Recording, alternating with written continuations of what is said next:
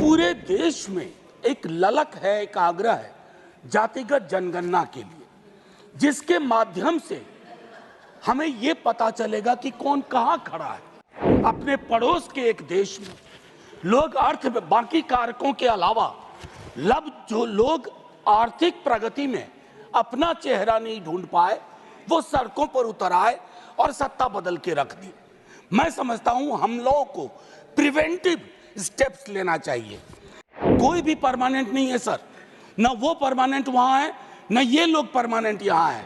ये बदलाव होता है। इजहार मोहब्बत से पहले बदनाम नजर हो जाती है। मैं दिल में इरादा करता हूं, दुनिया को खबर हो जाती है। मुझे पता है 5 मिनट है, थोड़ा एप्रोप्रिएशन आपसे 1 मिनट का कर लूंगा। एप्रोप्रिएशन बिल पे माननीय वाइस चेयरमैन साहब, अब क्या कहूं, आदत से भी लाचार हूं। वित्त मंत्री साहिबा है नहीं, शायद एमओएस वित्त मंत्री होंगे। मैंने पहले भी बजट वाले अपने इंटरवेंशन में कहा था कि बजट बनाने वालों को आर्टिकल 39 सब क्लॉज सी के बगैर बजट नहीं बनाना चाहिए। अब ये आंकड़ा हमारे देश में कमोबेश सभी के पास है कि 10% लोग 78% तकरीबन संपत्ति पर उनका अधिकार है। क्या हमारे देश में प्रियम्बल के मद्देनजर यह व्यवस्था नहीं हो सकती कि 1% सुपर रिच को टैक्स करने का प्रावधान करें, ताकि हमारी बाकी नीतियां सुचारू रूप से चल पाए। हमारी प्राथमिकताओं में जो समूह है उसके लिए हम काम कर पाए। मेरी दूसरी गुजारिश आपके माध्यम से होगी कि पूरे देश में एक ललक है, एक आग्रह है जातिगत जनगणना के लिए, जिसके माध्यम से हमें ये पता चलेगा कि कौन कहां खड़ा है या कौन कहां बैठा हुआ है। फिर हमारा बजट प्रभावी होगा, क्योंकि हाल के दिनों में हमने देखा है अपने पड़ोस के एक देश में लोग बाकी कारकों के अलावा जो लोग आर्थिक प्रगति में अपना चेहरा नहीं ढूंढ पाए, वो सड़कों पर उतर आए और सत्ता बदल के रख दी। मैं समझता हूं हम लोगों को प्रिवेंटिव स्टेप्स लेना चाहिए। कृषि और कृषि कल्याण के संदर्भ में मैंने बजट में जो बातें कही, उसके बरक्स में कहूं, छोटी जोत का किसान और भूमिहीन मजदूर वो हमारी प्राथमिकता में आए और उसके लिए सच्चे सरोकार से हमारी कोशिश हो। इंटर्नशिप की व्यवस्था की गई है। बेरोजगारी के इस आलम में इंटर्नशिप ऊंट के मुंह में जीरा भी नहीं कह सकता हूं मैंने पहले भी कहा था 5,000 रुपए की इंटर्नशिप प्रति मास मतलब होता है 166 रुपए 66 पैसे प्रतिदिन। ये न्यूनतम मजदूरी से कहां ऊपर है कहां नीचे है, इसका आकलन होना चाहिए। मनरेगा को लेकर के दृष्टिकोण साफ होना चाहिए। मेरे कलीग दिग्विजय जी भी बोल चुके हैं, 86,000 करोड़ आपका ये रिवाइज एस्टीमेट से भी कम है। और इससे 3 तरह की चीजें होंगी। मांग पर असर होगा, अच्छे एसेट्स का निर्माण नहीं होगा, पेमेंट डिले होगा। इसको रिविजिट करने की आवश्यकता है। लेबर अनएम्प्लॉयमेंट में आप एलोकेशन देख लीजिए। मैं जानता हूं संगठित क्षेत्र में एम्प्लॉयमेंट का सिचुएशन सैचुरेशन पे है सर, मशीनीकरण हुआ है, लेकिन असंगठित क्षेत्र में समायोजन की अभूतपूर्व क्षमता है।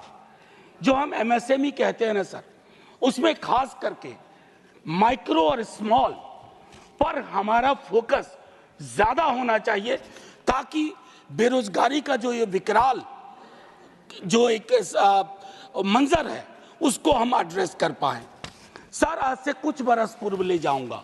आज जब मैं आपके समक्ष आ रहा था सदन के लिए, हमारे घर पे कूली बंधुओं का एक समूह आया।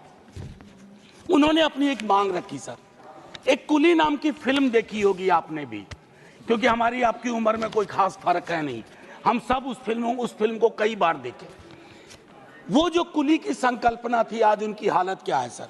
सुविधा के लिए बैटरी रिक्शा आ गई है, मानता हूं, एस्केलेटर लग गए हैं, सुविधा बढ़ी, मानता हूं, लेकिन सर उन कुलियों का तकरीबन 20,000 कुली है। लालू जी ने ग्रुप डी में उनके समायोजन की व्यवस्था की थी। मैं चाहता हूं कि रेलवे के किसी महकमे में आप इन 20,000 लोगों के समायोजन की क्योंकि ये सारी दुनिया का बोझ उठाते रहे हैं सर। मैंने कहा था 1 मिनट एप्रोप्रिएट करने की कोशिश करूंगा। बजट एलोकेशन यूजीसी का अगर हम देखें तो वह गंभीर विषय है सर। हायर एजुकेशन के लिए जो नजरिया होना चाहिए उसमें मुझे कमी दिखती है। प्राइवेटाइजेशन से शिकायत अभी नहीं कर रहा हूं, लेकिन पूरी की पूरी हायर एजुकेशन का अगर आप पिरामिड देखें, वो पिरामिड फ्लॉड, उसको आपको बदलने के लिए मैं समझता हूं काफी कुछ करना होगा, इंक्लूडिंग रिसोर्स एलोकेशन। चूंकि ये कश्मीर पर भी है एप्रोप्रिएशन का मामला, तो मैं आपसे एक बात बस कह के खत्म करूंगा। फाइनेंस मिनिस्ट्री ने 20% कट किया है इंपोर्ट ड्यूटी में, वॉलनट और एप्पल में। लोअर प्राइस के कारण कश्मीर के कृषकों की समस्या अब समझिए।